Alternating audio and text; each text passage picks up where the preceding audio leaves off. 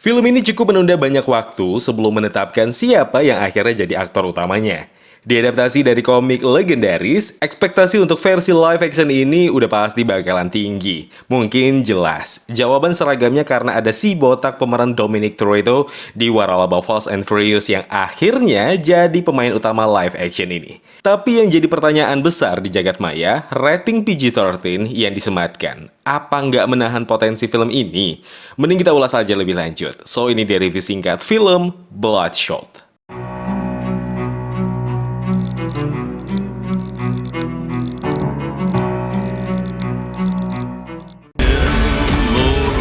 What you think is real.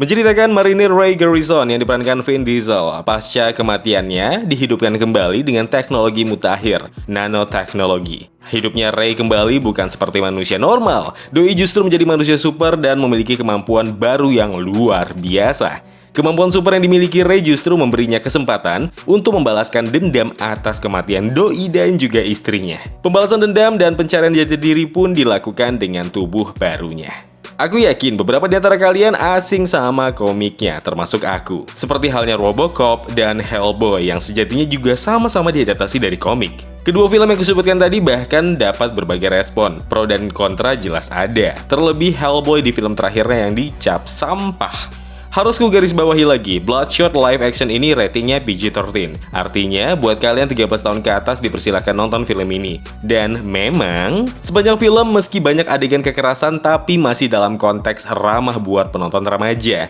Tapi sebaliknya untuk penonton dewasa seperti Bambang, ini justru agak sedikit menahan potensi filmnya. Kawan-kawan yang mungkin pernah baca komiknya, cobalah bisa di-share di bawah. Film ini adaptasi komik di volume berapa sih? Dan apakah storyline-nya serupa? Ada improvisasi atau justru hanya mengambil poin utama cerita komiknya aja? Share di kolom komentar ya, please. Mengesampingkan apakah film ini punya kesamaan plot dengan komiknya, Bloodshot live action punya premis yang jujur basi. Bahkan dengan premis serupa, film Upgrade 2018 lalu sedikit lebih baik. Sebagai B-movie atau film low budget, Bloodshot termasuk film yang egois, bermain sendiri tanpa berusaha mengajak penontonnya, khususnya non-pembaca komiknya untuk bermain ke imajinasi sang director. Dan yang buatku kaget ketika nama Dave Wilson yang ternyata menggarap film ini. Harus jujur, aku lebih enjoy sama short animation-nya di Netflix. Vin Diesel, protagonis di film ini yang sebenarnya tidak ada yang bisa disalahkan ke Doi. Terlepas ada yang terasa tertahan dari apa yang ditampilkan di sepanjang film berdurasi 2 jam kurang ini. Termasuk pembalasan dendam Doi yang terasa kentang. Kurangnya mengeksplor tokoh lain juga membuat film ini sedikit membosankan. Bahkan, tokoh antagonisnya pun tidak bisa jadi rival protagonis yang bisa membuat Bloodshot ini sedikit lebih berbobot. Berharap kalian menyadarinya. Aku nggak bisa menilai bagus atau tidak, atau justru biasa aja visual efeknya di film ini. Tapi dari apa yang tersajikan, masih memanjakan mata lah, meski nggak wow juga. Adegan laganya kadang mengingatkanku sama film-film Superman DC, ya so far so good lah. Kalau kalian butuh film live action science fiction, Bloodshot bukan film yang salah untuk kalian tonton. Tapi, turunkan ekspektasi sebelum memutuskan membeli tiketnya.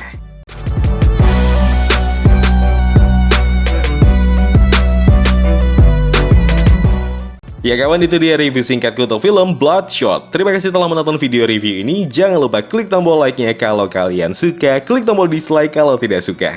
Klik juga tombol subscribe dan bel notifikasinya, biar nggak ketinggalan review film terupdate lainnya.